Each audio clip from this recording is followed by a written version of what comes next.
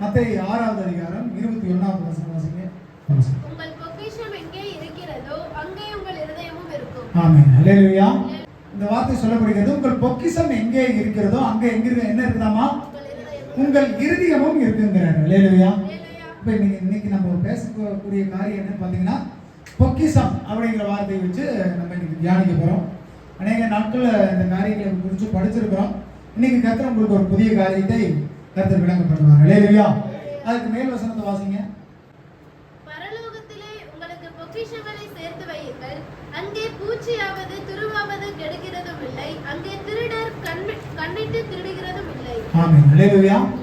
21வது வசனத்துல சொல்லப்படுகிறது, பரலோகத்திலே உங்கள் பொக்கிஷத்தை என்ன பண்ணுங்க, சேர்த்து வையுங்கள் அப்படிங்கிறார். அப்படின்னா என்னங்க? பரலோகத்தில் பொக்கிஷத்தை சேர்த்து வைக்கிறது. அங்க ஒரு அக்கௌண்ட் ஓபன் பண்ணி அங்க பணம் போடுறதா? எப்படி? பூமியில நமக்கு தெரியும் எப்படி எப்படிலாம் பணம் சேர்த்தலாம். சொல்லுங்க. பூமியில பணம் சேர்த்தலாம் எப்படி சேர்த்தலாம் சொல்லுங்க? பேங்க்ல போடலாம். அப்புறம் என்னென்ன பண்ணலாங்க? பேங்க் சார்ந்த அநேக இதுல போடலாம். ஒருத்தர் யார்ட்டையாவது கொடுத்து வைக்கலாம், சீட்டு போடலாம். அப்புறம் வேறங்க, அப்புறம் நகை சேர்த்து வைக்கலாம், இடம் சேர்த்து வைக்கலாம், பொருள் சேர்த்து வைக்கலாம். இப்படி அநேக சேமிப்புகள் இருக்குது இல்லைங்களா? அப்போ உலகத்தில் சேர்த்து வைக்கிறதுக்கு நமக்கு என்ன பண்ணுறோங்க, அநேக காரியங்கள் இருக்குது. நிறைய பேர் சொல்லி கொடுக்குறாங்க, நிறைய நமக்கு அறிவு இருக்குது, நிறைய காரியங்கள் என்ன பண்ணுறோம், சேர்த்து வைக்கிறோம். அப்போ பரலோகத்தில் உங்கள் பொக்கிஷங்களை சேர்த்து வைங்கள் ஆண்டவர் சொல்றார். எதுக்கு சொல்றாருங்க? எப்படி சேர்த்து வைக்கிறது? பரலோகத்தில் எப்படி பொக்கிஷத்தை சேர்க்கலாம் சொல்லுங்க. பைபிள்ல இருக்க ரைட்டு, உங்களுக்கு என்ன தெரியும் சொல்லுங்க. சொல்லுங்க என்ன பரலோகத்தில் எப்படி பொக்கிஷத்தை சேர்த்து வைக்கிறது சொல்லுங்க. வேற சொல்லுங்க. காலங்காலமா அதுவே நம்ம கத்து வச்சிருக்கிறோம். வேற சொல்லுங்க. சரி சரி, சித்தத்தை செய்வது. நிறைய விஷயங்கள் அப்ப நிறைய இருக்குது. அப்ப அப்படி இல்லைங்களா? நான் அநேக நேரங்களில் யோசிச்சது உண்டு. இந்த வார்த்தை படிக்கும் போதெல்லாம் எனக்கு ஒரு எண்ணங்கள் தோணும். பரலோகத்துல பொக்கிஷத்தை சேர்த்து வைங்கள் ஆண்டவர் சொன்னார். ஆண்டவர் பணத்து மேல ஆசைப்படாத, பொருள் மேல ஆசைப்படாத, இது எல்லாமே செய்யாத, பணத்தை வந்துட்டு என்ன பண்ணணும், எல்லாத்தையும் வெறுத்து தள்ளணும், பணம் பெரிய பொருட்டு கிடையாது அப்படின்னு நம்ம அநேக நேரங்களில் பேசியிருக்கிறோம். பட் ஆனால் இந்த வார்த்தைகள் மட்டும் ஏன் சொல்லப்படுகிறது? பரலோகத்தில் பொக்கிஷத்தை சேர்த்து வைன்னு ஆண்டவர் சொல்றாரு. பணத்துக்கு வேதாந்தத்தில் முக்கியத்துவம் கொடுக்கறது கிடையாது. பணத்தையோ ஆசை அந்தஸ்தை சேர்த்து வைக்கிறது நமக்கு பெரிய காரியங்கள் கிடையாதுன்னு அநேக இடங்கள்ல படித்தாலும் இந்த வார்த்தை மட்டும் உறுத்திக்கிட்டே இருந்தது. படிக்கும் பொழுதுலாம் இது எதை குறித்து ஆண்டவர் சொல்றாரு? பரலோகத்தில் பொக்கிஷத்தை சேர்த்து வைங்கன்னு சொல்றதுக்கான காரணங்கள் என்ன அப்படின்னு அநேக நேரங்களில் நான் யோசிச்சது உண்டு. அப்போ இந்த காரியங்கள் ஆண்டவர் இன்றைய நாளில் தியானிக்கிறதுக்கு கர்த்தர் கிருபை செய்திருக்கிறார். அதற்கான மேல் வசனத்தை வாசிங்க. 20வது வசனத்தை வாசிங்க. பரலோகத்திலே உங்களுக்கு பொக்கிஷங்களை சேர்த்து வையுங்கள், அங்கே பூச்சியாவது துருவாவது கெடுக்கிறதும் இல்லை, அங்கே திருடர் கண்ணமிட்டு திருடுகிறதும் இல்லை. ஆமென். ஹல்லேலூயா. அப்ப நம்மளுடைய எல்லாத்துடைய ஆசை என்னங்க? நம்ம சேர்த்து வைக்கிற பணம் என்ன ஆயிடக்கூடாது, வீணா போயிடக்கூடாது, வேஸ்டா போயிடக்கூடாது, அனாமத்தாம போயிடக்கூடாது, விருதாவா போயிடக்கூடாது. சேர்த்துற பணம் என்ன பண்ணுவாங்க, கைக்கு வரணுங்கிறதா அப்ப எல்லாத்தோட விருப்பம். ஆனா ஆண்டவர் சொல்லும்போது சொல்றாரு, நீ பூமியில நீ பணத்தை சேர்த்துனீங்கன்னா அது பூச்சி அரிக்கும், புழு அரிக்கும், ஒருத்தர் வந்து திருடுவான். அதனால நீ பரலோகத்துல சேர்த்து வை. அப்படி சேர்த்து வச்சுன்னா என்ன ஆகும்? பணம் என்னைக்குமே பத்திரமா இருக்கும் அப்படிங்கிறார். இல்லையா? அப்ப நம்ம சேர்த்து வைக்கிற பணம் எப்படி இருக்கணுங்க? பத்திரமா. அப்ப நீங்க எங்க இனிமேல் பணத்தை சேர்த்து வைக்கணும்? இனிமேல் நீங்க என்ன பண்றீங்க வீட்டுல? இனிமேல் என்ன பண்ணக்கூடாது? நீங்க நகைய, பொருளை, பணத்தை எதை என்ன பண்ணக்கூடாது? வீட்டுல, பேங்க்ல, மற்றவங்கிட்ட கொடுத்து இனி வீட்டுக்குள்ள எதையும் வச்சிருக்கூடாது. எல்லாம் நீங்க எங்க வச்சிருக்கணும்? பரலோகத்துல. நல்லா இருக்குல்ல கேட்கறதுக்கு? சரி, அப்ப பரலோகத்துல நான் எப்படி பொக்கிஷத்தை சேர்த்து வைக்கிறது? ஏன்னா எனக்கு வேணும் இல்லையா? நிறைய பேர் சொல்றது அப்படிதான். நீ பரலோகம் போனீங்கன்னா நல்லா ஐஸ்வர்யவானா இருக்கணும், நல்ல சந்தோஷமா இருக்கணும், உனக்கு நல்ல பொருள் ஆஸ்தி அந்தஸ்தோட இருக்கணும். அப்ப அதனால நீ பரலோகத்துல உன்னோட பொக்கிஷத்துல என்ன பண்ண, சேர்த்து வச்சிரு. வீட்டுல பூமியில நீ என்ன பண்ணாத, எது பொக்கிஷத்தையும் சேர்த்து வைக்காதீங்கிறார். அப்போ நமக்கு ஒரு பொக்கிஷ சாலைன்னு ஒன்று இருக்குது. ஹல்லேலூயா. ஆண்டவர் ஒரு பொக்கிஷ சாலையை வைத்திருக்கிறார். எடுத்து வாசிங்க. உபாகமம் 28வது அதிகாரம் 12வது வசனம் வாசிங்க.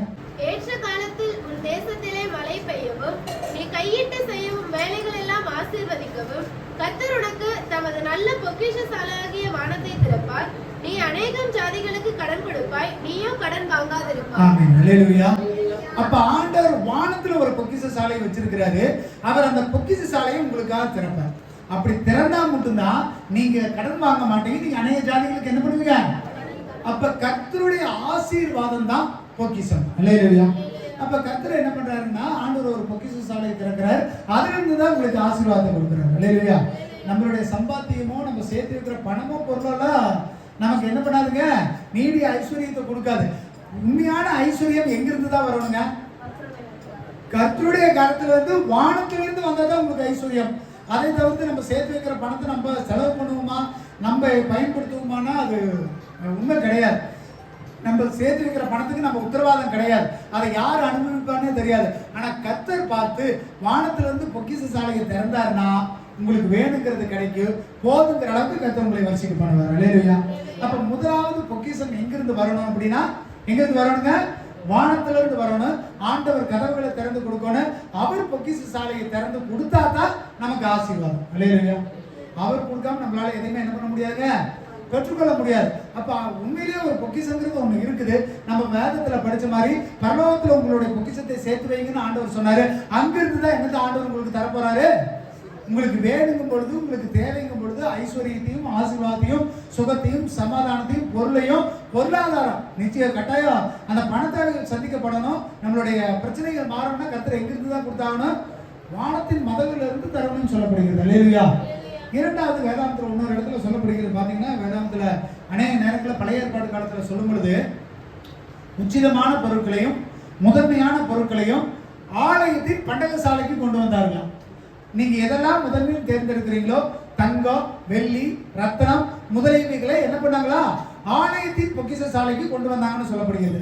அப்ப இது எனக்கு நிறைய நேரங்களில் இந்த பணத்தை பத்தி யோசிக்கும் பொழுது பணமே நமக்கு தேவையில்லைன்னு வெறுத்தாலும் வேதாந்தத்துல ஆண்டவர் ரெண்டு காரியங்களை வைத்திருக்கிறார்.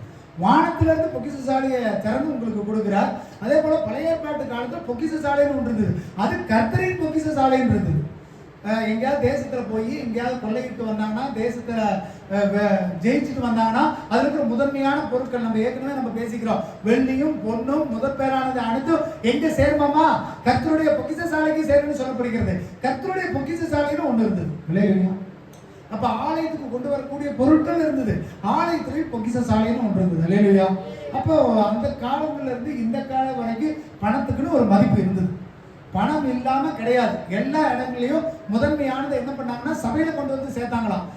அன்றைய இருக்கிற ஆசிரியப்பு கூடாரத்துல அதுக்குன்னு ஒரு இடம் இருந்தது. அதை பார்க்கறதுக்குன்னு ஒரு கோத்திரம் இருந்தாங்க, லேவி கோத்திரம். ஒரு கார்டியனை போட்டு அதை பத்திரமா பார்த்துக்கிட்டாங்க. தங்கம் வரும், வெள்ளி வரும், பொண்ணு வரும், ரத்தனம் வரும், ஆடு மாடு முதலான எல்லாத்துலயும் ஒவ்வொரு பங்கு வந்துகிட்டே இருக்கும். அந்த பங்கெல்லாம் கர்த்தருடைய பொக்கிஷ சாலையில் சேர்ந்தது. இல்லையா? ஆலயத்தின் பொக்கிஷ சாலையும் சேர்க்கப்பட்டதுன்னு சொல்லப்படுகிறது. அல்லேலூயா. அப்ப பொக்கிஷ சாலைங்கிறது ஒண்ணு இருந்தது. பொக்கிஷ சாலைன்னா என்ன உங்களுக்கு தெரிஞ்ச மாதிரி சொல்லுங்க. பொக்கிஷ சாலைன்னா என்னங்க? பேங்க் மாதிரி, உங்க வீட்டுல இருக்கிற பீரோ மாதிரி. இல்லைன்னா ஒரு சில வீட்டுல என்ன பண்ணுவாங்க, வயசானவங்க பெண்கள் அரிசி பருப்பு குண்டாக்குள்ள போட்டிருக்கிறதெல்லாம் என்னங்க, பொக்கிஷ சாலை மாதிரி. அதுக்குள்ள ஏதோ ஒரு காசு இருந்துகிட்டே இருக்கு. அதுக்கு எப்பொழுதும் காசு இருந்துகிட்டே இருக்கு. அப்ப பொக்கிஷ சாலை ஒண்ணு கட்டாயம் தேவை நமக்கு. இல்லையா? ஏன்னா எல்லா இடங்களையும் அது இருந்தது. எல்லாம் ஆண்டவரே வானத்துல வச்சிருக்கும் பொழுது சபைக்குள்ள இருந்த போது நமக்கு பொக்கிஷ சாலை வேணுமா வேண்டாமா? வேணுமா வேண்டாங்களா? அப்ப கட்டாயம் வேணும். ஆனா ஆண்டவர் சொல்றாரு, நீ பொக்கிஷ சாலை வேணுங்கிறதுக்காக வீட்டிலையும் சேர்த்தாத, பேங்க்லயும் சேர்த்தாத. அங்கெல்லாம் திருடிடுவான், கண்ணை மட்டும் பிடிங்கிடுவான். அதனால நீ என்ன பண்ணு, பொக்கிஷ சாலைங்கிறது ஒண்ணு வேணும். ஆனா அதை எங்கதான் நீ வச்சிருக்கோன சொல்ல மாட்டேங்கிறீங்க. சொல்லுங்க. பாக்கெட்ல இல்ல பணம் வச்சுட்டு இருக்க கூடாது. சரிங்களா? பேங்க்ல, பர்ஸ்ல, வீட்டுல இனிமேல் என்ன பண்ணக்கூடாது, பணம். அப்ப பொக்கிஷ சாலைங்கிறது ஒண்ணு வேணுங்க. உங்களுக்கு என்ன பண்ணணும், எடுக்க அல்ல குறையாத அளவுக்கு உங்களுக்கு பொக்கிஷம் வேணுமா வேண்டாமா? அது விருப்பம் இருக்குதா இல்லையா? நான் பர்சுக்குள்ள காசு வச்சிருந்தேன், எடுக்க என்ன பண்ணக்கூடாது, அது எனக்கு செலவாக கூடாது, எனக்கு குறையக்கூடாது, பணம் வந்துகிட்டே இருக்கணும், அந்த ஆசை இருக்குதா இல்லையா? ஆனா அதை நம்மளால செய்ய முடியாது. வானத்தின் மதகுகளை திறந்து கர்த்தர் கொடுத்தா மட்டும்தான் நீ கடன் வாங்காம இருப்ப. அநேக ஜாதிகளுக்கு நீ என்ன பண்ணுவ, கடன் கொடுக்க. அப்ப ஆண்டவர் தான் பொக்கிஷ சாலை திறக்கணும். நீங்க சாவி வச்சுக்கிட்டு நீங்க பூட்டி திறந்துகிட்டு இருந்தா உங்களுக்கு என்ன இருக்காது, பொக்கிஷம் நினைச்சிருக்காது. இன்னைக்கு ஒருத்தன் பாப்பா, என்னடா இவன் கையில காசு இருந்துகிட்டே இருக்குது, எப்படி இவங்கிட்ட கேட்கலாம், எப்படி இவங்கிட்ட வாங்கலாம்னு ஒருத்தன் உங்களை நோட்டை போட்டுக்கிட்டே இருப்பான். ஆனா கர்த்தர் உங்கள்கிட்ட இருந்து வாங்க நினைக்க மாட்டார், உங்களோட கொடுக்குதான் நினைப்பாரு. அல்லேலூயா. கர்த்தர் பொக்கிஷ சாலை திறந்து கொடுத்தாருன்னா இடம் கொள்ளாம போக மட்டும் ஆசீர்வதிப்பாரு. அல்லேலூயா. அப்ப முதலாவது கர்த்தர் பரத்துல இருந்து தருகிற ஒரு பொக்கிஷம். சொல்லுங்க, கர்த்தர் பரத்துல இருந்து தருகிற பொக்கிஷம். வாசிங்க ஏசாயா 45வது அதிகாரம் 4வது வசனம் வாசிங்க. வெண்கல கதவுகளை உடைத்து இரும்பு தாழ்பால்களை முறித்து அந்த காலத்தில் இருக்கிற பொக்கிஷங்களையும் ஒளிப்பீடத்தில் இருக்கிற புதையல்களையும் உனக்கு கொடுப்பேன். நான் என் தாசனாகி யாக்கோபின் நிமித்தமும் நான் தெரிந்து கொண்ட இஸ்ரவேலின் நிமித்தமும் நான் உன்னை பெயர் சொல்லி அழைத்து நீ என்னை அறியாதிருந்தும் உனக்கு நாமம் தரித்தேன். ஆமென். அல்லேலூயா. ஆண்டவர் எப்படி பொக்கிஷத்தை கொடுக்குறாராமா? அந்த பொக்கிஷம் எங்க இருக்குதாமா? வெண்கல கதவுக்குள்ள இருந்தாலும் சரி, இரும்பு தாழ்பாலுக்குள்ள இருந்தாலும் சரி, வேற அந்தகாரத்துல இருளுக்குள்ள கடைசியில பொக்கிஷம்னா என்ன சொல்லுவாங்க? எங்கேயாவது ஒரு மறைவிடத்துல புதைச்சு மறைச்சு ரொம்ப டைட்டா பாதுகாப்பா வச்சிருப்பாங்க. அது எப்பேற்பட்ட பொக்கிஷமா இருந்தாலும் சரி, அதை உடைச்சு அதை இடிச்சு அதை புடுங்கி அதை நான் கைக்கு தருவேன். அல்லேலூயா. இந்த பொக்கிஷம் கர்த்தர் கொடுத்தா மட்டும்தான் இந்த பொக்கிஷம் உங்க கைக்கு கிடைக்கும். அல்லேலூயா. அது எப்பேற்பட்ட சிரமமா இருந்தாலும் சரி, எப்பேற்பட்ட போராட்டமா இருந்தாலும் சரி, எப்பேற்பட்ட இடத்துல இருந்தாலும் சரி, அந்த பொக்கிஷத்தை கர்த்தரால உங்களுக்கு தர முடியுமா? முடியாதா? கர்த்தரால நிச்சயம் தர முடியும். அது ஆண்டவரால தர முடியாத ஒண்ணுமே கிடையாது. நம்ம பணம் ஆஸ்தி அந்தஸ்து ஓடி பணத்துக்கு பின்னாடி ஓடிட்டு இருக்கிறோம். ஆனா கர்த்தர் எளிமையா சொல்றாரு, அது எந்த அந்த காலத்துக்குள்ள இருந்தாலும் சரி, எவ்வளவு போட்டு டைப் பண்ணி வச்சிருந்தாலும் சரி, வெண்கல கதவுல மூடி இருந்தாலும் சரி, நான் எல்லாத்தையும் உடைச்சு இன்னைக்கு அந்த பொக்கிஷத்தை உனக்கு தரேன்.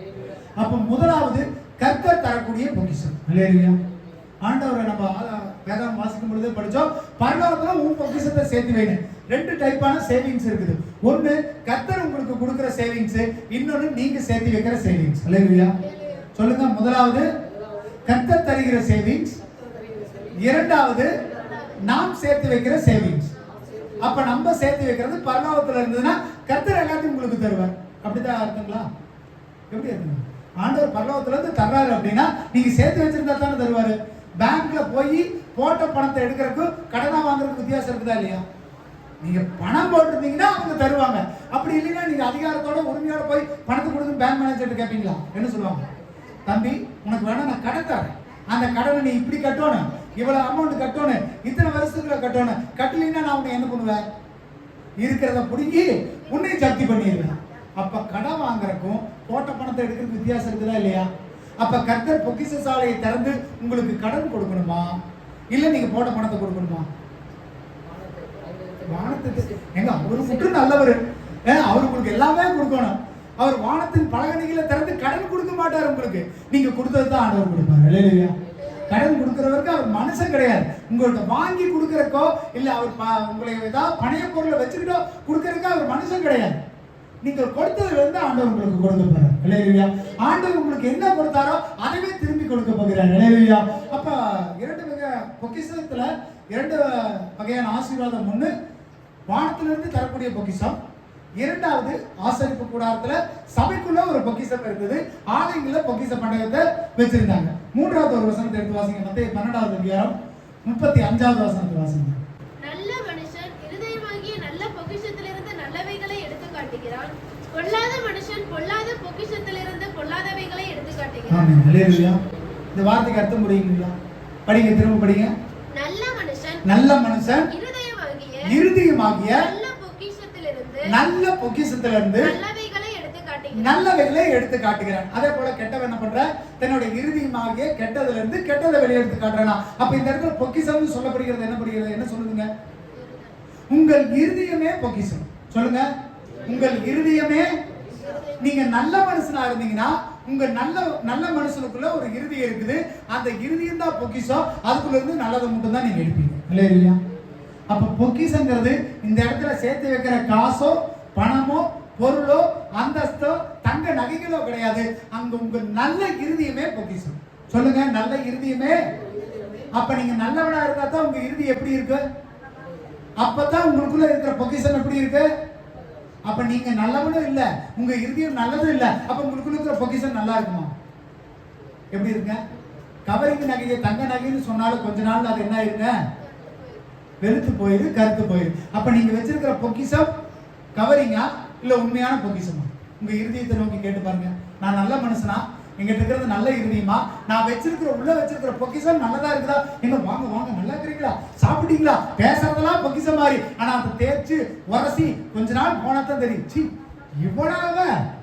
அப்ப என்னங்க? தேய்ச்சு உரசும் பொழுது அது என்னவா மாறி போயிருது?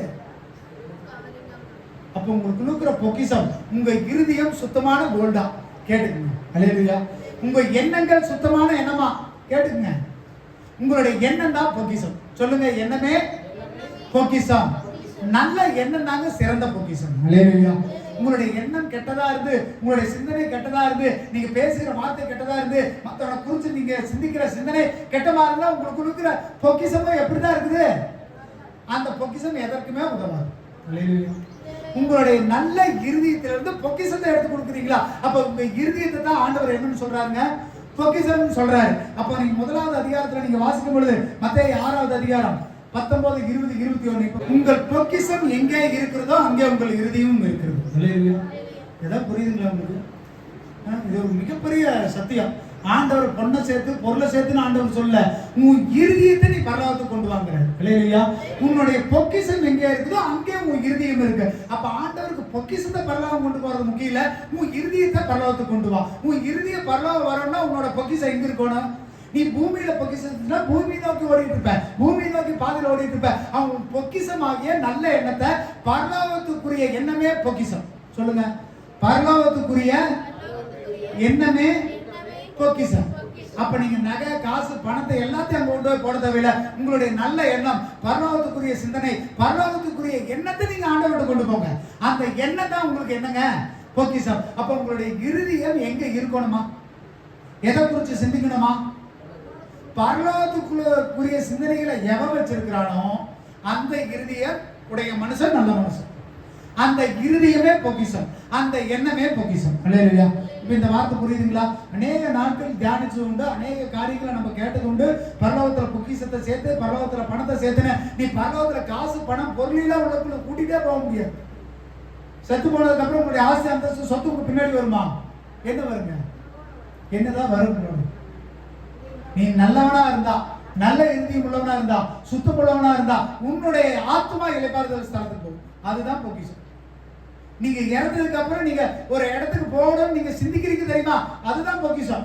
எவ்வளவு சேர்க்கிறது, எவ்வளவு செலவு பண்றது, எவ்வளவு எடுத்து வைக்கிறது பொக்கிஷம் கிடையாது. இல்லையா? ஆண்டவர் அழகா சொல்றாரு, உன்னுடைய பொக்கிஷம் எங்கேயோ அங்கேயோ உங்க இருதயம் இருக்குது. ஆண்டவர்கிட்ட உங்க இருதயத்தை கொடுக்க விரும்புறீங்களா இல்லையா? அப்போ உங்களுடைய இருதயத்துக்குள்ள ஆண்டவரை நம்புறதும் பரலோகம் தான்ப்பா என் பொக்கிஷம் நம்பணும். எப்பா உலகத்தில் இருக்கிற அனைத்து காட்டிலும் இப்போ தீபாவளிக்கு நிறைய ஆஃபர் போடுறாங்க. என்ன ஆஃபர் போடுறாங்க? டைமண்ட்ல ஆஃபர் போடுறாங்க, கோல்டுல ஆஃபர் போடுறாங்க, தள்ளுபடி போடுறாங்க, பீரோ, பெஞ்சு எல்லாத்துக்கும் போடுறாங்க தள்ளுபடி. போட்டுக்கிட்டு தள்ளுபடி ஓடுறாங்க. நீங்க அங்கெல்லாம் ஓடுறீங்களே, எப்படியாவது தீபாவளிக்கு இந்த பொருள் வாங்கிடணும்ப்பா, சீட்டு போடு. ஒரு வருஷம் சீட்டை போட்டு அந்த தீபாவளிக்கு ஒரு பொருள் வாங்கும்போது எவ்வளவு சந்தோஷம். ஆண்டவர் உங்களுக்காக காத்துக்கிட்டே இருக்கிறார். ஆண்டவர் உங்களுக்காக ஒவ்வொரு நாளும் காத்துக்கிட்டே இருக்கிறார். இன்னைக்கு வருவான், இந்த ஆஃபருக்கு வருவான், இல்ல ஆடி ஆஃபருக்கு வரலினாலும் தீபாவளி ஆஃபருக்காவது வருவான். ஆனா ஞாயிற்றுக்கிழமை ஆறாம் ஒரு நாள் பரவாயில்ல, கிறிஸ்துமஸுக்கு வருவான், திருவிருந்துக்கு வருவான், புது வருஷத்துக்கு வருவான். ஆண்டவரும் பார்த்துக்கிட்டே இருக்கிறார். ஆஃபர் போட்டு முதலாளி ஒப்புந்துட்டு இருக்கிற மாதிரி ஆண்டவர் ஒப்புந்துக்கிட்டே இருக்கிறார். ஆனா நமக்கு என்னங்க, அந்த ஆஃபர்லாம் தெரியறது இல்லை. அவர் மறிச்சு ஜீவனை குடிச்சு நான் நித்திய ஜீவனை கூட்டு போறேன்னு சொல்ல அவ்வளோ விளையாடப்பட்ட ஆஃபரை கொடுத்தது நமக்கு தெரியல. இந்த உலகம் போடுற ஆஃபர் தான் நமக்கு தெரிஞ்சுட்டு இருக்கு. முதலாவது உங்க இருதயத்தை எங்க திருப்புங்க? பரலோகத்துக்கு நேரா திருப்புங்க.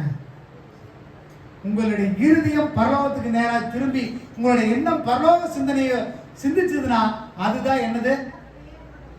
அதுதான் விலையேறப்பட்ட பொக்கிஷம். உங்க பொக்கிஷத்தை ஒரு நாள் இழந்துடாதீங்க. உலகத்துல இருக்கிற பொக்கிஷங்கள்ல ஆண்டவர் சொன்ன மாதிரி என்ன அரிக்கும்?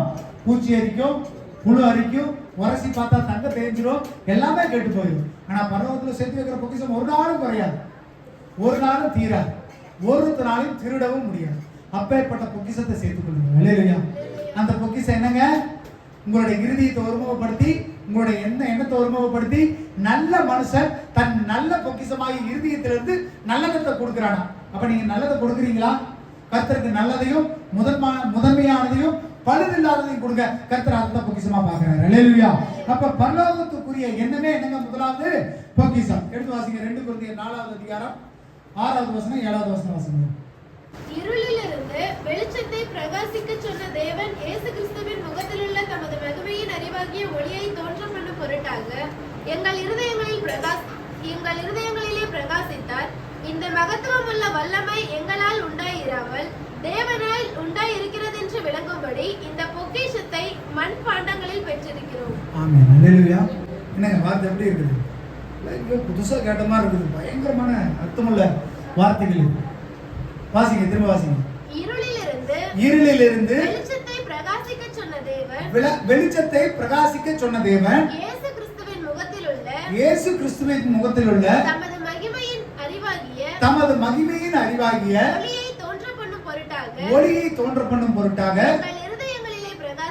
உங்கள் இருதயங்களிலே பிரகாசித்தார். அல்லேலூயா. அப்ப இந்த இடத்துல நம்ம ஆதி காலத்துல நம்ம வாசிக்கும் போது அந்த 2 வசனத்துக்குள்ள அர்த்தங்களை கொடுக்குறாங்க. வானத்துல அந்தகாரம் இருந்தது, இருள் இருந்தது. அப்ப கர்த்தர் ஒரு ஒளியை உண்டு பண்ணினார். அல்லேலூயா. அப்ப என்ன பண்ணாருங்க ஆண்டவர்? ஒரு ஒளியை பூமிக்கு உண்டு பண்ணார். அதே போல இயேசு கிறிஸ்து நம்மளுடைய இருதயத்தை பிரகாசிப்பிக்கிற ஒரு ஒளியாய் வந்தார். அல்லேலூயா. இயேசுவை அறிகிற அறிவே பொக்கிஷம். அல்லேலூயா.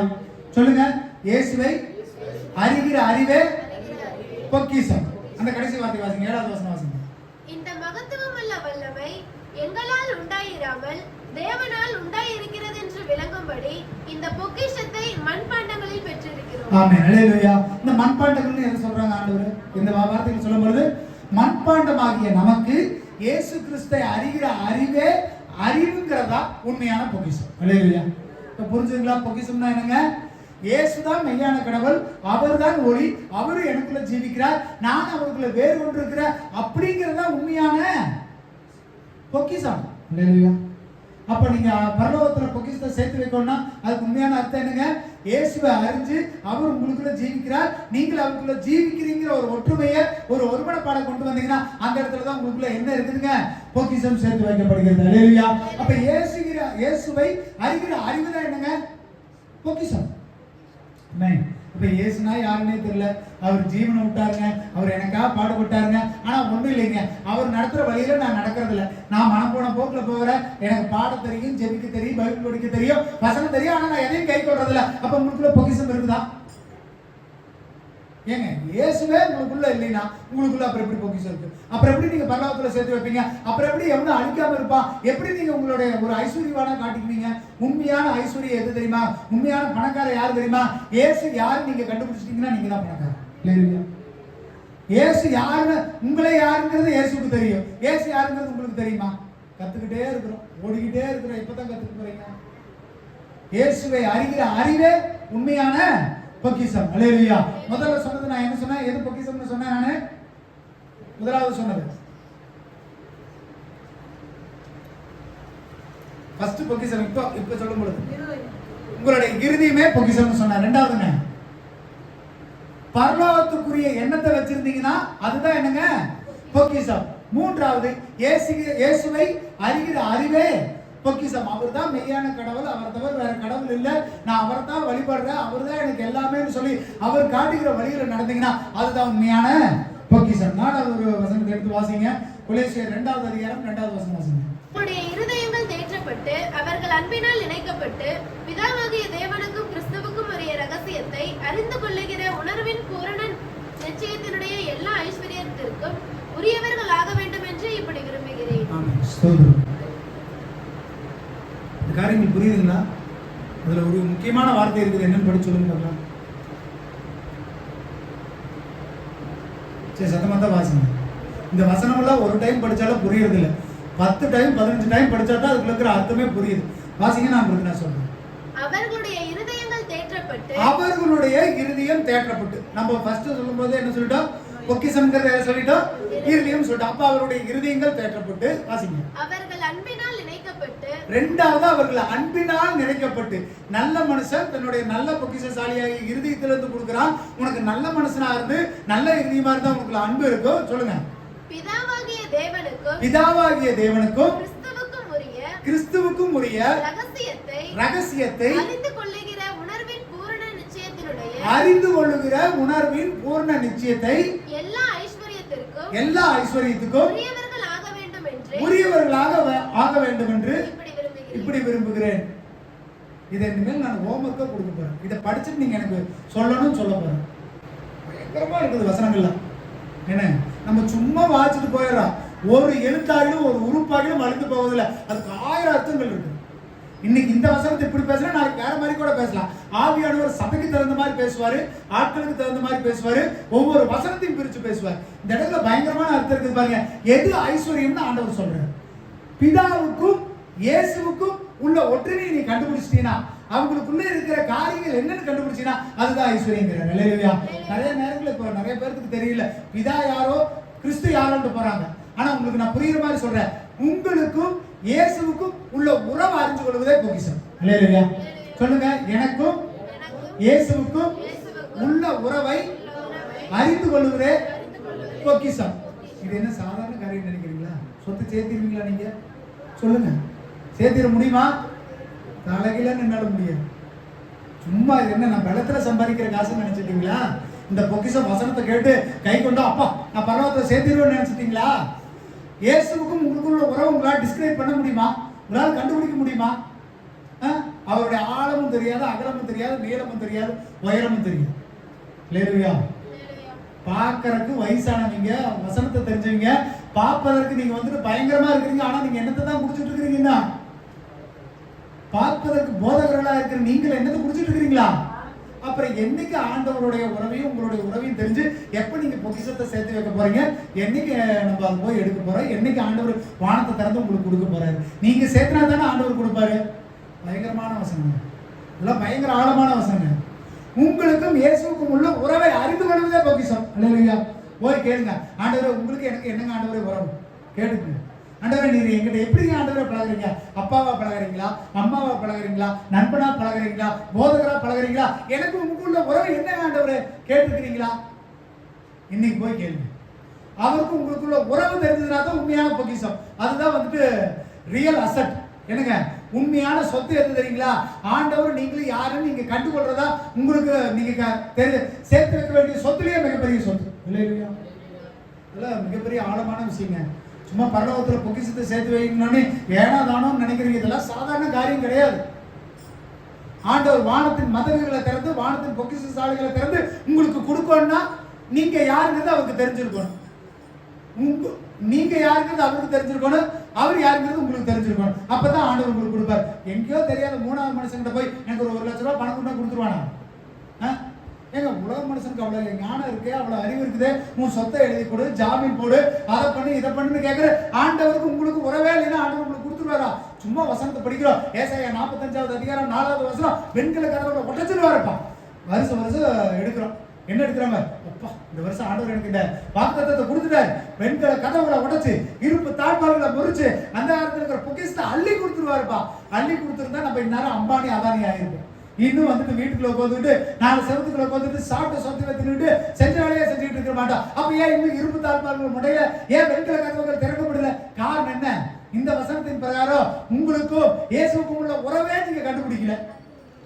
அப்புறம் எப்படிங்க உடையும்? அப்புறம் எப்படிங்க பொக்கிஷத்தை கொடுப்பார்? பொக்கிஷம்ங்கிறது சாதாரண விஷயம் இல்ல.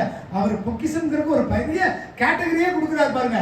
அது அந்த காலத்துக்குள்ள இருக்கும், ஒளிஞ்சிருக்கும், இருளுக்குள்ள இருக்கும், வெண்கல கதவை மூடி வச்சிருப்பாங்க. சும்மாவா பொக்கிஷம்னா? இயேசுவே கூப்பிட்டு அள்ளி கொடுத்துருவாரா? எவ்வளவு ஜாலி நமக்குலாம் இல்லையா?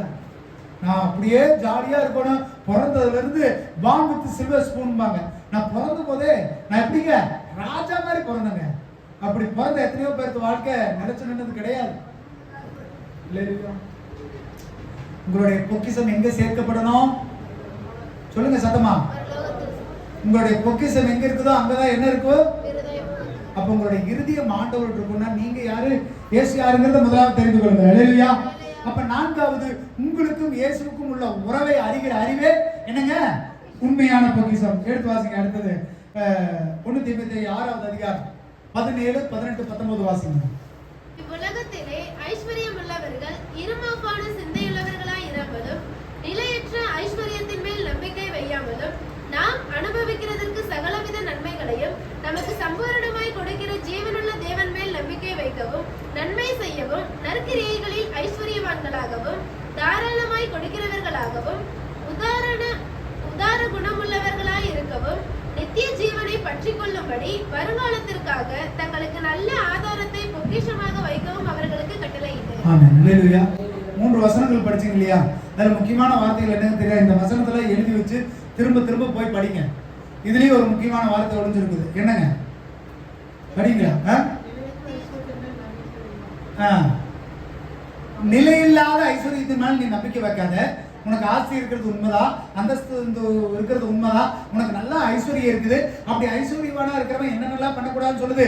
இருமாப்பு கொள்ளக்கூடாது, என்ன வேற என்னங்க, இருமாப்பா இருக்கக்கூடாது, நன்மை செய்யணும், நற்கரை செய்யணும், தாராளமா கொடுக்கணும், நீ நல்லா செய்யணும். அப்படி என்னதான் செஞ்சாலும் இந்த அழிஞ்சு போகிற இந்த பொக்கிஷத்து மேல உன் நம்பிக்கை வைக்காத. அழியாத ஒண்ணு இருக்குது, அது என்னங்க? ஜீவனுள்ள தேவன் மேல் நம்பிக்கை வை. அப்புறம் வாசிங்க, அதுல இன்னொரு வார்த்தை இருக்கு, வாசிங்க, படிங்க அந்த வார்த்தை வாசிங்க. நன்மை செய்யவும் நற்கிரிகளில் ஐஸ்வர்யனாகவும் தாராளமாய் கொடுக்கிறவர்களாகவும் உதார்த்த குணமுள்ளவர்களாகவும் நித்திய ஜீவனை பற்றி கொள்ள வருங்காலத்துக்காக நல்ல ஆதாரமாகிய பொக்கிஷத்தை சேர்த்து வைங்க. அப்ப இந்த உலகத்துல சேர்த்து வைக்கிறதுல பொக்கிஷம் கிடையாது. ஐந்தாவதா சொல்லுங்க, நித்திய ஜீவனே பொக்கிஷம். சொல்லுங்க, நித்திய ஜீவனே பொக்கிஷம். அப்ப ஆண்டவர் சொல்றாரு, இந்த அழிஞ்சு போற உலக பொருளா விடு. அதை ஒருவேளை நீ வச்சிருந்தீங்கன்னா நல்ல குணமுள்ளவனா இரு, உதாரணம் உள்ளவனா இரு. கேட்கிறவங்களுக்கு இல்லைன்னு சொல்லாத. அநேக பொருட்களை கொடு. நீ என்ன பண்ணாலும் கோபப்படாத, இருமாப்படாத. நீ சேர்த்து வைக்கிற ஐஸ்வர்யத்து மேல நீ நம்பிக்கை வைக்காத. நித்திய ஜீவன் மேல நம்பிக்கை வை. நீ வருங்காலத்துக்குரிய அந்த நித்திய ஜீவன் மேல நீ போக்கஸ் பண்ணு. அதுதான் என்னங்க உங்களுக்கு பொக்கிஷம். இல்லையா? அப்ப பொக்கிஷம்ங்கிறது வந்து நம்ம பொக்கிஷம்னாலே என்னங்க, ஒரு விளையாடப்படுறது. தங்கத்துக்கும் இப்போ உங்களுக்கு சொல்ற இரும்புக்கு தங்கத்துல எது உசர்ந்ததுங்க? இரும்பையும் தங்கத்தையும் ஒப்பிடும்போது எது உயர்ந்தது? தங்கம். தங்கத்தையும் வெள்ளியையும் ஒப்பிடும்போது எது உயர்ந்தது? தங்கத்தையும் டைமண்டையும் ஒப்பிடும்போது எது உயர்ந்தது? சரி, அப்புறம் டைமண்டையும் ரத்தனத்தையும் ஒப்பிடும்போது எது உயர்ந்தது? விளையாடப்பட்டது. அப்ப பிரிச்சுட்டே போறீங்க இல்லையா? அப்ப உங்களுக்கு விளையாடப்பட்ட ஒரு பொக்கிஷம் இருக்குது. அதுதான் என்னங்க? நித்திய ஜீவன். அப்ப நித்திய ஜீவனாகிய பொக்கிஷத்து மேலதான் உங்க என்ன ஓடிக்கிட்டே இருக்கணும். இந்த மாசம் இவ்வளவு சேவிங்ஸ் பண்ணுமா, இந்த வருஷத்துல இவ்வளவு சேவிங்ஸ் பண்ணுமா, அதெல்லாம் நீ பண்ண வேண்டாம்னு ஆண்டவர் சொல்ல. பூமியில நீ சொத்து சேர்த்து வைக்க வேண்டாம்னு சொல்ல. ஆனாலும் சொத்து சேர்த்தினாலும் அது மேல உன் நம்பிக்கை வைக்காதுன்னு ஆண்டவர் இந்த இடத்துல சொல்றாரு. உனக்கு இருமாப்பு இருக்கக்கூடாது. நான் நிறைய சொத்து சேர்த்து வச்சிருக்கிறப்பா, நான் நிறைய பணம் சேர்த்து வச்சிருக்கிறப்பா, நான் பணக்காரங்கிற உங்ககிட்ட இருமாப்பு இருக்கக்கூடாது. நீ நன்மை செய்யணும், உதாரணம் உள்ளவனா இருக்கணும், நற்கிரி செய்கிறவனா இருக்கணும், தாராளமா கொடுக்கிறவனா இருக்கணும். அப்ப உங்களுடைய ஐஸ்வர்யம் உலகத்திலையும் உனக்கு நன்மை உண்டு பண்ணணும். இருந்தாலும் இந்த ஐஸ்வர்யம் உன்னை பரலோகத்துக்கு கூட்டிட்டு போகாது, நித்திய ஜீவனுக்கு போவதா நிரந்தரமான பொக்கிஷம். இல்லையா? ஐந்தாவதா நீங்க கற்றுக்கொள்வது நித்திய ஜீவனே பொக்கிஷம். இல்லையா? சொல்லுங்க, நித்திய ஜீவனே பொக்கிஷம். அப்ப நீங்க சேர்த்து வைக்கிற பொக்கிஷம் உங்களை எங்க கூட்டிட்டு போகணும்? அப்ப நித்திய ஜீவன் தாங்க விளையாடப்பட்ட பொக்கிஷம். அதை விட்டு போட்டு நம்ம அழிஞ்சு தெரிஞ்சு ஓடுற எதுவுமே உங்களுக்கு என்ன கிடையாதுங்க, நிரந்தரமான தீர்வு கிடையாது. இல்லையா? இந்த இடத்துல நிறைய வார்த்தைகளை சொல்லும்பொழுது ஆண்டவர் நிறைய உதாரணங்களை வேதாந்தத்தில் சொல்லி இருக்கிறார். இன்னொரு வசனத்தை கூட எடுத்து வாசிங்க. மத்தேயு 19வது அதிகாரம் 21வது வசனம் வாசிங்க. நீ பூரண சற்குணராய் இருக்க விரும்பினால் போய் உனக்கு உண்டானவைகளை விற்று தரித்திரருக்கு கொடு, அப்பொழுது பரலோகத்தில் உனக்கு பொக்கிஷம் உண்டாயிருக்கும், பின்பு என்னை பற்றி வா என்றார். ஆமென். அல்லேலூயா. இப்ப பரலோகத்துல உனக்கு ஐஸ்வர்யம் உண்டாகும்னா ஆண்டவர் என்ன தெரியுமா சொல்றாங்க? இதை நீங்க நிறைய இடங்கள்ல நம்ம எடுக்கும் பொழுது பணம் பொருளுங்கிற உன் ஆஸ்திகளை வித்துட்டு வா, அப்பதான் நீ உனக்கு பரலோக ராஜ்யத்துல என்ன இருக்குங்க, பொக்கிஷம் இருக்குங்கிறாப்ல. நான் ஸ்டீபன் சொல்றேன், ஸ்டீபனா எதெல்லாம் வச்சிருக்கிறீங்களோ எல்லாத்தையும் வித்து எல்லாத்துக்கும் கொடுத்துருங்க, அப்பதான் நீங்க பரலோகத்துல பொக்கிஷத்தை சேர்த்த முடியும்னா இங்க எத்தனை பேர் செய்வீங்க? நான் செய்வேனா? முதல்ல ஆண்டவர் சொல்றதுக்கான அர்த்தம் இதுவா? சும்மா நம்ம படிச்சுக்கிட்டு போறோம், அதெல்லாம் அந்த அர்த்தம் கிடையாது. பணத்துக்கோ பொருளுக்கோ ஆஸ்திக்கோ அந்தஸ்துக்கோ ஆண்டவர் முதலிடம் கொடுக்க கிடையாது. ஆனா பரலோகத்துல நீ வித்துட்டு வாங்கன்னு சொல்லும் பொழுது அந்த வாலிபன் மிகுந்த ஆஸ்தி உள்ளவனா இருந்து மன கஷ்டப்பட்டு போயிட்டானா. அப்ப உங்களுடைய எண்ணம் தான் நான் என்னன்னு சொன்னேன், உங்களுடைய எண்ணம், உங்களுடைய நல்ல இருதயம் தான் பொக்கிஷம். அப்ப உங்களுடைய இருதயம் எப்படி இருக்கணுங்க, பணத்து மேல சார்ந்திருக்க கூடாதுங்கிறாரு. அவனுக்கு ஐஸ்வர்யம் அதிகமா இருந்தாலும் ஐயோ என்னப்பா இப்படி சொல்லிட்டாரு, நான் சேர்த்து அத்தனை சொத்தையும் விட்டுட்டு வர்றதா அந்த எண்ணம் அவனுக்கு உயர்ந்ததா இல்லை. அதாவது உலகத்தை வெறுத்துட்டு தான் நம்ம ஆண்டவர் தெரிந்து கொள்ள முடியும். நீ ஐஸ்வர்யத்தையும் பட்டுக்கிட்டு பணமும் வேணும் இயேசு வேணும் அவர் மட்டும் இருக்க மாட்டார். இந்த இடத்துல சொல்லப்படுகிறது, நீங்க எல்லாத்தையும் வித்துட்டு அவனே பிச்சைக்காரனாக ஆண்டவர் சொல்ல கிடையாது, அவனே தரித்திரனாக சொல்ல. உன் எண்ணத்துல நீ அதை தெளிவுபடுத்தி இருக்கிறியா? பணமோ பொருளோ ஆஸ்தி அந்தஸ்தோ உன்னை கூட்டிட்டு போகாது, அது நிரந்தரம் இல்ல, அது நித்திய ஜீவனுக்கான வார்த்தை இல்ல, அது உண்மையான பொக்கிஷங்கிறத நீங்க புரிஞ்சு கொள்ளுங்க. இல்லையா? சேர்த்து வைக்கிற சொத்து ஒரு நாள் உங்களை நித்திய ஜீவனுக்கு கூட்டிட்டு போக முடியாது. உங்களால சேர்த்து வைக்கிற ஆஸ்தி அந்தஸ்து உங்களை என்னைக்கு பரலோகம் கூட்டிட்டு போகாது. அப்ப உங்களுடைய எண்ணம் சுத்தப்படணும், இறுதியை நல்லதா இருக்கணும், இறுதியத்தை ஆண்டவருக்கு கொடுக்கணும். இயேசு நீங்கள் யாருங்கிற உறவை அறிந்து கொள்ளணும். இயேசுதான் மெய்யான ஒளின்னு தெரிஞ்சுக்கிறது உங்களுடைய உண்மையான பொக்கிஷம். இல்லையா? அது அந்த வாலிபனுக்கு தெரியல. அந்த வாலிபனுக்கு தெரிஞ்சதெல்லாம் என்ன தெரியுங்களா? பணம், பொருள், ஆஸ்தி அந்தஸ்து. உலகத்துல சேர்த்து வைக்கிற ஐஸ்வர்யம் அழிந்து போகும். இல்லையா? பரலோகத்துல சேர்த்து வைக்கிற ஐஸ்வர்யம் உங்களை நித்திய ஜீவனுக்கு கூட்டிட்டு போகும். இல்லையா? அதுக்கு இன்னொரு மிகப்பெரிய உதாரணம் இருக்குது. யாருங்க? லாசரு ஐஸ்வர்யமான. இல்லையா? உலகத்துல அவன் பெரிய ஐஸ்வர்யமானா இருந்தா, லாசருங்கிறவன் ஒரு தரித்திரனா இருந்தா. ஆனா பரலோக ராஜ்யம் போகும் பொழுது லாசரு ஐஸ்வர்யமானா மாறி போனான். உண்மையான ஐஸ்வர்யவன் யாரா மாறி போயிட்டான்? தரித்திரனா மாறி போயிட்டான். இல்லையா? அப்ப சொல்லுங்க, உலக ஐஸ்வர்யம் அழிவை உண்டாக்கும், பரலோக ஐஸ்வர்யம் நித்திய ஜீவனை கொடுக்கும். உலக ஐஸ்வர்யம் அழிவை உண்டு பண்ணும், பரலோக ஐஸ்வர்யம் நித்திய ஜீவனை கொடுக்கும். அப்ப நீங்க எங்க ஐஸ்வர்யவானாக விரும்புறீங்க? பரலோக ஐஸ்வர்யவான் தான் உண்மையான ஐஸ்வர்யவான். பூமியில நான் பாக்குறதுக்கு மிடுக்கா இருந்து பாக்குறதுக்கு நல்ல செல்வ செழிப்பானா இருந்தீங்கன்னா அந்த ஐஸ்வர்யவானுக்கு நடந்த கதை தான் நமக்கு. லாசரு பார்க்க ஒண்ணு இல்லாம இருந்தாலும் அவன் ஆபிரகாமின் மடியில மிகப்பெரிய ஐஸ்வர்யவானா காணப்பட்டான். இல்லையா? அப்ப உலகத்துல சேர்த்து வைக்கிற ஐஸ்வர்யம் நிலையான ஐஸ்வர்யம் கிடையாது. பரலோகத்துல உங்களுடைய பொக்கிஷத்தை அங்க பூச்சி அரிக்காது, துரு அழிக்காது, எவனும் கண்ணமிட்டு திருட மாட்டான். அந்த பொக்கிஷத்தை தான் உங்களை எங்க கூட்டிட்டு போகும்? கடைசியா நித்திய ஜீவனுக்கு கூட்டிட்டு போகும். அல்லேலூயா. லூக்கா 12வது அதிகாரம் 16வது வசனத்துல இருந்து 21வது வசனம் வரைக்கும் வாசிங்க. ஒரு ஊமையை அவர்களுக்கு சொன்னார். ஐஸ்வர்யம் உள்ள ஒருவனுடைய நிலம் நன்றாய் விளைந்தது. அப்பொழுது அவன், நான் என்ன செய்வேன்? என் தானியங்களை சேர்த்து வைக்கிறதுக்கு இடமில்லையே. நான் ஒன்று செய்வேன், என் களஞ்சியங்களை இடித்து பெரிதாக கட்டி எனக்கு விளைந்த தானியங்களையும் என் பொருட்களையும் அதில் சேர்த்து வைத்தேன். என்று ஆத்மாவே, உனக்காக அநேக வருடங்களுக்கு அநேக பொருட்கள் சேர்த்து வைக்கப்பட்டிருக்கிறது. நீ இளைப்பாரி புசித்து குடித்து குறிப்பாய் இல்லை என்று என் ஆத்மாவோடே சொல்வேன் என்று தனக்குள்ளே சித்தத்தில் சொல்லிக் கொண்டான். தேவனை அவனை நோக்கி, அதிகாரனே, உன் ஆத்மா உன்னிடத்திலிருந்து இந்த ராத்திரியிலே எடுத்துக் கொள்ளப்படும். அப்பொழுது நீ சேகரித்தவைகள் யாருடையதாகும் என்றார்.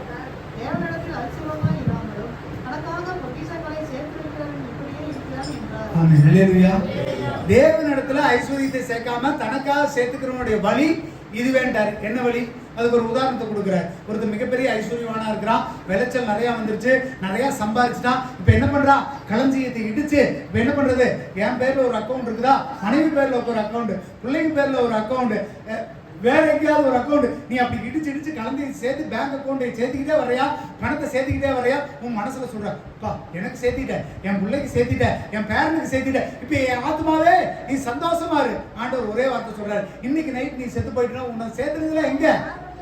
உலகத்துல சேர்த்துறவனுடைய எல்லாத்துடைய முடிவு இதுதான். இல்லையா? அப்ப உலகத்துல ஆஸ்தி அந்தஸ்து சேர்த்துறது நிரந்தரம் கிடையாது. அப்ப நீங்க எங்கதான் ஆஸ்தி அந்தஸ்து சேர்த்தோன்னா பரலோகத்துல சேர்த்துவதுதான் முக்கியமான பங்கு. இல்லையா? உங்களுடைய பொக்கிஷம் பரலோகத்துல இருந்துன்னா உங்க இறுதி அங்க இருக்கு. இயேசு யாரு, நீங்க யாருன்னு கண்டுகொண்டீங்கன்னா அதுதான் உண்மையான பொக்கிஷம். இயேசுதான் மெய்யான ஒளி, அவரை தவிர வேற கடவுள் யாரு இல்லைன்னு தெரிஞ்சுக்கிட்டீங்கன்னா அதுதான் உண்மையான பொக்கிஷம். உங்களுடைய எண்ணம் சிந்தனை பரிசுத்தப்பட்டு நீங்க நல்லவங்களா இருந்தீங்கன்னா அதுதான் உண்மையான பொக்கிஷம். இயேசுவை நோக்கி ஓடி வந்து நல்லதை செஞ்சு தர்மம் பண்ணி மற்றவங்களுக்கு உதவி செஞ்சு தாராளமா கொடுக்குறீங்களா அதுதான் பொக்கிஷம். இல்லையா? உலகத்துல சேர்த்துறதுலாம் பொக்கிஷமே கிடையாது. அது உங்களை எங்கேயுமே கூட்டு போகாது. கடைசியா நித்திய ஜீவனை அறிகிறதா என்னங்க? பொக்கிஷம். அப்ப நம்ம சேர்த்து வைக்கிற பொக்கிஷம் பரலோகத்துல இருக்கணும். அது உங்களை எங்க கூட்டு போறதா இருக்கணுங்க? நித்திய ஜீவனுக்கு கூட்டு போறதா இருக்கணும். அல்லேலூயா. இன்னொரு பொக்கிஷத்தை எடுத்து வாசிங்க. நெகேமியா 10வது அதிகாரம் 38வது வசனம் வாசிங்க. தசமபாகம் சேர்க்கும்போது ஆரோனின் குமாரனாகிய ஒரு ஆசாரியன் லேவியருடன் கூட இருக்கவும், தசமபாகமாகிய அதிலே லேவியர் 10ல் 1 பங்கு எங்கள் தேவனுடைய ஆலயத்தில் உள்ள பொக்கிஷாலைகளில் கொண்டு வரவும் திட்டம் பண்ணி கொண்டோம். ஆமென். அல்லேலூயா. அநேக நேரங்களில் நமக்கு தெரிஞ்ச வார்த்தை எடுத்தோன்னே பொக்கிஷத்தை பரலோகத்துல சேர்க்கிறது அப்படின்னு நமக்கு தெரிஞ்ச முதல் வார்த்தை என்ன? காணிக்கை, தசமபாகம். அதுல ஒண்ணுதானா தவிர அதுதான் முதன்மை கிடையாது. இல்லையா? இதே ஆண்டவர் சொல்லி இருக்கிறார். அப்போ நமக்கு எதெல்லாம் தெரிஞ்சு கொள்ளணுமோ அதை விட்டுறோம். பொக்கிஷம் கொடுக்கறத மட்டும் நினைக்கிறான். நீங்க கொடுக்கறது எதெல்லாம் கொடுக்கணுங்க? என்னது கொடுக்கணும்? உங்களுடைய கிருதியத்தை ஆண்டவர் சொல்றாரு. உன்னுடைய கிருதியத்தை முதலாவது கொடு, அதுதான் பொக்கிஷம். அல்லேலூயா. ஆண்டவர் கொடுக்குற காணிக்கை தசமபாகம்லாம் ஒண்ணு இல்லாம போயிருமா?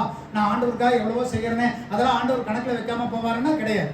ஆண்டவர் கணக்குல வச்சிருக்கிறார். 10ல் 1 பங்கு வருகிற தசமபாகம் பரலோக பொக்கிஷத்துல சேரும், ஆலயத்தினுடைய பொக்கிஷத்துல சேரும். அல்லேலூயா. அப்ப இது 10ல் 1. அப்ப இது முதன்மை கிடையாது. புரியுதுங்களா? அப்ப நான் தசமபாகம் காணிக்க மட்டும் கொடுத்தனா எல்லா பொக்கிஷ சாலையும் நான் நிரப்பிக்கிட்டே வரேனா? அப்படி கிடையாது. அப்ப இது எல்லாத்துலயும் ஒண்ணு. நீங்க மற்றவங்களுக்கு தான தர்மம் பண்ணுவது, தசமபாகம் காணிக்க கொடுப்பதும் இதிலும் பொக்கிஷத்தில் ஒன்று. ஆனா இதுக்குள்ள என்னென்னலாம் அடங்குது சொல்லுங்க. முதலாவது பொக்கிஷம் என்னங்க? உங்கள் இருதயமே பொக்கிஷம். தேவனை அறிகிற அறிவே பொக்கிஷம். சொல்லுங்க, முதலாவது இருதயமே. சரி, இப்படி சொல்லுங்க. நல்ல எண்ணம் உள்ள இருதயமே பொக்கிஷம். இரண்டாவது, தேவனை அறிகிற அறிவே பொக்கிஷம். மூன்றாவது, இயேசுவுக்கும் உங்களுக்குள்ள உறவே பொக்கிஷம். நாலாவது, நித்திய ஜீவனே பொக்கிஷம். அல்லேலூயா. அப்ப இந்த அதிகாரத்தை எடுத்து பார்க்கும்போது நம்ம ஒரே அதிகாரத்தில் வாசிட்டோம். மத்தேயு 6வது அதிகாரத்தில் வாசிக்கும் பொழுது என்னங்க? பரலோகத்தில் உங்களுடைய பொக்கிஷத்தை சேர்த்து வைங்கள், அங்க பூச்சி புழு அரிக்காது, அங்க எவனும் கண்ணை மட்டும் திருட மாட்டான், பூமியில நீ பொக்கிஷத்தை சேர்த்து வைக்காதீங்கிறாரு. இப்ப இந்த சொன்ன இந்த பாயிண்ட் எல்லாம் பூமியில சேர்த்து வைக்க முடியுமா? இயேசுக்கு உங்களுக்குள்ள உறவை நீங்க பூமியில ஏதாவது செய்ய முடியுமா? இயேசு யாருங்கிறத கண்டுகொள்ள முடியுமா? அப்போ உங்களுடைய பொக்கிஷம் எதுங்கிறது தெரிஞ்சுக்கொள்ளுங்க. இல்லையா? அப்ப பரலோகத்துல சேர்த்து வைக்கிற பொக்கிஷம் தான் நிரந்தரம். அதுதான் எப்பவுமே உங்களுக்கு உதவி செய்யும். பூமியில சேர்த்து வைக்கிற பொக்கிஷம் ஒரு நாளும் உங்களுக்கு உதவி செய்யாது. அப்படி ஒருவேளை உங்களுக்கு அந்த பொக்கிஷம் இருந்ததுன்னா அதை தான தர்மம் செய்யி, காணிக்க தசமபாகம் கொடு, உதாரணம் உள்ளவனாரு, நீ நன்மை செய்கிறவனாரு, இருமாப்பு கொள்ளாத, அதை பயன்படுத்து. ஆனா அதனால எந்த பிரயோஜனம் கிடையாது. அந்த பொக்கிஷம் ஒரு நாள் அழிந்து போகும். பரலோகத்துக்குரிய பொக்கிஷம்ங்கிறது வேற. அதை தெரிந்து கொள்ளுங்க, அதை பின்பற்றுங்க, அதை கை கொள்ளுங்க. அதுதான் நம்ம கிட்ட இருக்கிறதுலயே விலை உயர்ந்த பொக்கிஷம். இல்லையா? இன்னைக்கு தெரிஞ்சுக்கிட்டீங்களா பொக்கிஷம்னா என்னன்னு? எப்படி பரலோகத்துல பொக்கிஷம் சேர்க்கறதுன்னு தெரிஞ்சுக்கிட்டீங்களா? அதை கடைபிடிங்க. கர்த்தர் உங்களை ஆசீர்வதிப்பார். இல்லையா? எல்லா கண்களும் மூடுவோம். நல்ல தகப்பனே, ஸ்தோத்திரிக்கிறோம், துதிக்கிறோம். ஆசீர்வதிக்கப்பட்டதான் ஆண்டவரே. நல்ல ஓய்வு நாளுக்காக உங்களுக்கு நன்றி. கர்த்தர் அநேக நேரங்கள் ஆண்டவரே ஸ்தோத்திரம், நாங்கள் பொக்கிஷத்தின் பின்னாடியும் ஐஸ்வர்யத்தின் பின்னாடி ஓடிக்கிட்டு இருக்கிற ஆண்டவரே. உலக ஐஸ்வர்யம் ஒரு நாள் நிச்சயம் அழிந்து போக ஆண்டவரே. பரலோகத்துல எண்ணிக்கை அழியாத நிரந்தரமான ஒரு ஐஸ்வர்யத்தை பெற்றுக்கொள்ள கர்த்தர் எங்களை பாத்திரவான்களை மாற்றுங்க. எங்களுடைய இருதயத்தை ஆண்டவரை சுத்தப்படுத்துங்க, எங்களுடைய எண்ணங்களை சுத்தப்படுத்துங்க. கர்த்தாவே, உங்களுடைய அண்டைக்கு ஓடி வருவதற்கு எதெல்லாம் எங்களுக்கு குறைவா இருக்குதோ, எதெல்லாம் குற்றங்களா இருக்குதோ எல்லாத்தையும் மாற்றி இன்னைக்கு நாங்கள் பரலோகத்துல பொக்கிஷம் சேர்க்கிறவர்களாய் மாற்றுங்க. வந்த பிள்ளைகள் ஒவ்வொருவரையும் ஆசீர்வதிங்க, பேர் பேராய் தொட்டு ஆசீர்வதிங்க. குடும்பத்தில் இருக்கிற சிறியோர் முதல் பெரியோர் வரைக்கும் இயேசுவின் நாமத்தினாலே ஆசீர்வதிக்கப்பட்டு ஆண்டவரே. வியாதியை விலக்குங்க ஆண்டவரே. கர்த்தர் சொன்ன வாக்குத்தத்தத்தின் பிரகாரம் ஆண்டவரே, வானத்தின் மதகுகளை திறந்து இடங்கொள்ளாம போக மட்டும் ஆசீர்வதிங்க ஆண்டவரே. நாங்களும் உமக்காய் கொடுக்கிறவர்களாய் மாற்றுங்க, எங்களுடைய இருதயத்தை கொடுக்கிறவர்களாய் மாற்றுங்க ஆண்டவரே. கர்த்தாவே, எங்களுக்கு முழுமையா உங்களுடைய கருத்தில் தாழ்த்தி அர்ப்பணிக்கிறோம். ஏதாவது எங்களுக்குள்ள குறைவுகள், குற்றங்கள், அக்கிரமங்கள், பாவங்கள், மீறுதல்கள் இருந்தா ஒரு விஷயம் கர்த்தர் மன்னித்தருங்க. இந்த நாள் வந்த பிள்ளைகள் ஒவ்வொருவரையும் ஆசீர்வதிங்கப்பா. முழுமையா உங்களுடைய கருத்தில் அர்ப்பணிக்கிறோம். கர்த்தர் பெரிய காரியங்களை செய்து வழி நடத்துங்க, ஆசீர்வதிங்க. இயேசு மூலம் ஜெபிக்கிறோம் நல்ல பிதாவே. ஆமென். அல்லேலூயா, அல்லேலூயா, அல்லேலூயா.